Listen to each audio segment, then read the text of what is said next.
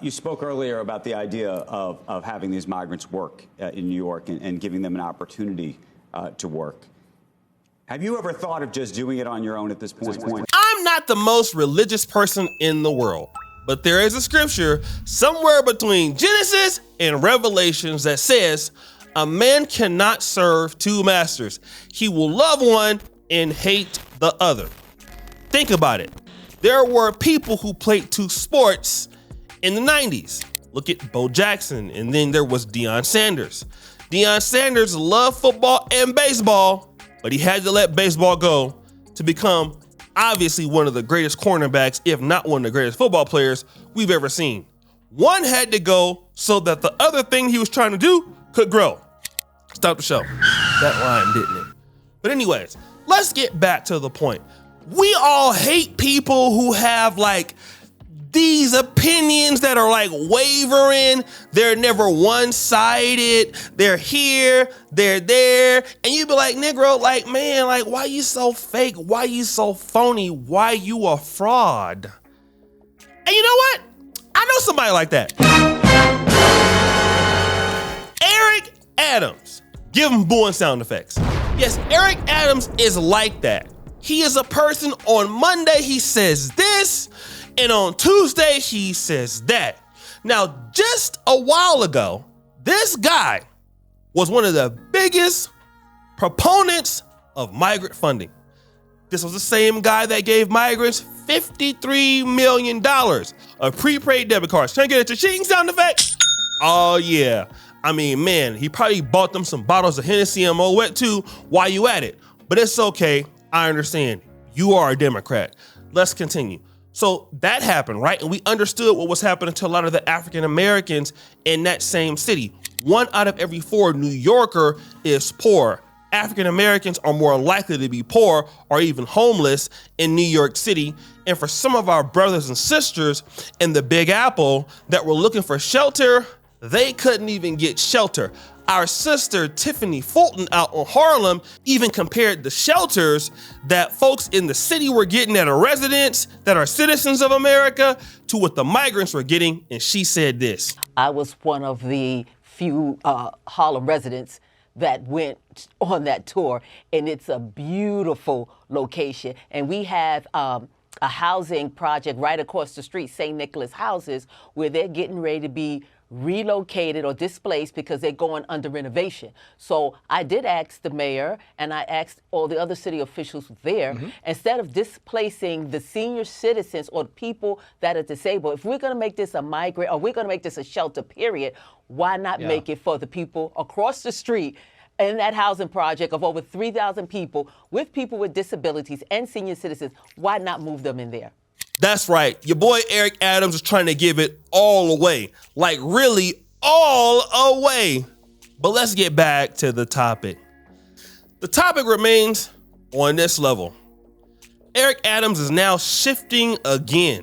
I mean, the guy is crazy. He's saying anything now. So from cutting migrant funding to saying the migrants are going to destroy New York to giving the migrants $50 million in prepaid cards. Here's now what Eric Adams is saying today. Play that clip. The idea of having these migrants work in New York and giving them an opportunity to work. Have you ever thought of just doing it on your own at this point? We would love to. Trust me, I've turned over every legal stone to see how we could go about doing it. But if we do it, we could expose ourselves to violating federal laws as well as the city being sanctioned. And would you believe I cannot even allow migrants to volunteer and give them a stipend? If I wanted them just to clean up in the areas where they are staying, that's not allowed to do. When you think about this, this strikes at the heart of who we are as a country. All of our immigrants that have come to this city, all of us in this country, we had the authorization to work and earn our rights to be here. And that's all the migrants and asylum seekers are asking for. That's right. I'm not dumb. I thought I was smoking dope or something like that, which I don't, but I thought I was. So I went and got drug tested. I was good. I wanted to hear what he said again, so rewind. even allow migrants to volunteer and give them a stipend. If I wanted them just to clean up in the areas where they are staying, that's not allowed to do. When you think about this, this strikes at the heart of who we are as a country. All of our immigrants that have come to this city, all of us in this country, we had the authorization to work and earn our rights to be here. And that's all the migrants and asylum seekers are asking for. We had to play that clip back. Eric Adams wants these illegal, documented migrants to work. But hold on. As dumb as it sounds, there's an agenda. Has to be an agenda to this. I was listening to a Filipino man who was an immigrant to the United States. And Filipinos are the third largest immigrant group in the United States, at least the time that he did this video. What he's gonna say is very shocking as to why immigrants want to come to America. Absolutely, I want to do it, quote unquote, the right way, right? Like, I mean, I find it really interesting that do people think we want to come here so we can get exploited and be called criminals? I actually think what gets lost in this entire conversation about immigration is why do people move, right? By the way, like part of our job at Define American is really unpacking some of these myths, right? So when we say that unless you're a Native American, you're an immigrant to this country, we have actually left out black people in that equation. That's forced migration. Yes. They were imported, right? I mean, and we have to be honest about the fact that this country is addicted to cheap labor, right? I mean, come on. You put a sign out at the US-Mexico border that says, keep out, 10 yards in, what do you say? Help wanted, right? We can't all babysit your kids and mow your lawns and serve your drinks. Or is that what you want us to do, right? The fact of the matter is you need the labor, right? About 25% of farmers in this country are undocumented. So when people say, oh, what does immigration have to do with me? I'm sorry, when was the last time you had a burger and a salad? Yeah. Right? And to me, as somebody who's Filipino, I was in North Carolina a few months ago and I did this event, actually it was a conservative event. And the man afterwards, because I said that there are about 4 million Filipinos in the United States, 4 million, right? We're the third largest immigrant group. Wow. Yeah, it's Mexicans, Chinese, and Filipinos. And this man said, well, why are there so many of you here? And he didn't say that the nice way.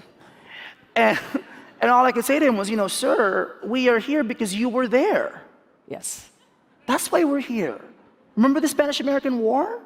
Like, what gets so lost in the conversation is, what does US foreign policy and US trade agreements have to do with migration patterns? When all those kids from Central America started walking for their lives, from El Salvador, from Guatemala, from Honduras, what did we do to those countries? And why are they coming here? Now, guys, let's really think about it politically. So, he said this. These migrants, whether it's illegal or legal, they're looking for what? A better life.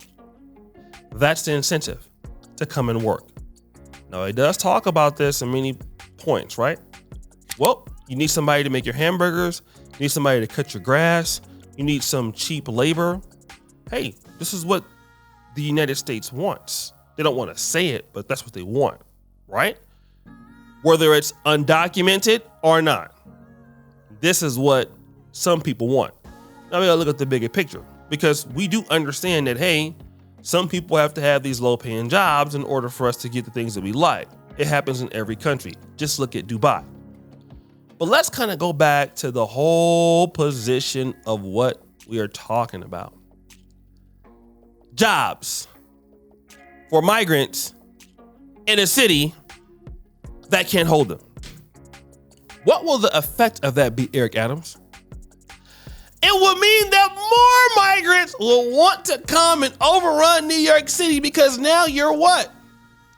Incentivizing them, right? Because think about it. If there's harsher penalties for being caught, well, some people will come anyway because they just want to get the hell out of wherever they're going. But if I know that I can come someplace and get a job, this is what I'm going to do. Story time music. Let me tell you about this, right? I knew some Ethiopians and Zimbabweans who were trying to get over into the UK, from Poland, right? They came to Poland, but somehow they wanted to seek asylum in the UK. Their issue was, how are they going to get there?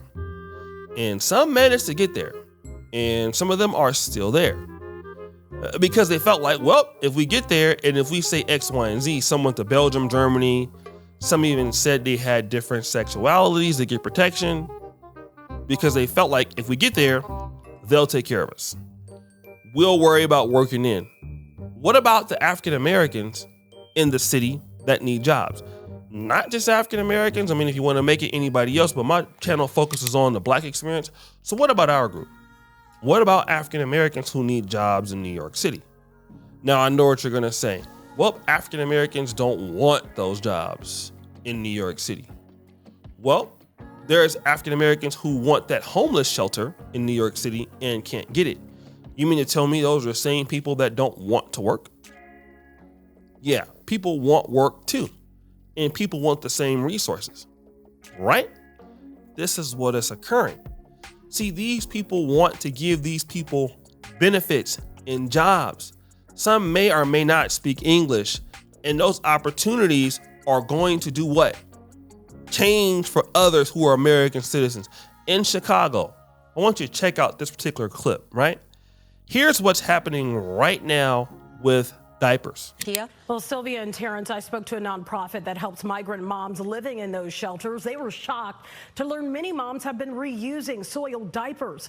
Nonprofit groups say necessities like diapers, sanitary napkins, and nutritious food for children are all in short supply. The numbers show there are 12,068 migrants living in 23 active shelters run by the city of Chicago and the state of Illinois. A number of them are children. Hygiene items come from Chicago's Emergency Operations Center's logistics area.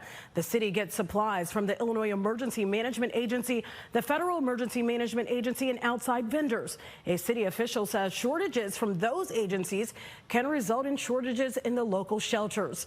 So you have migrants who have come to the country illegally in some way, being allowed through whatever borders, and now they're running out of diapers.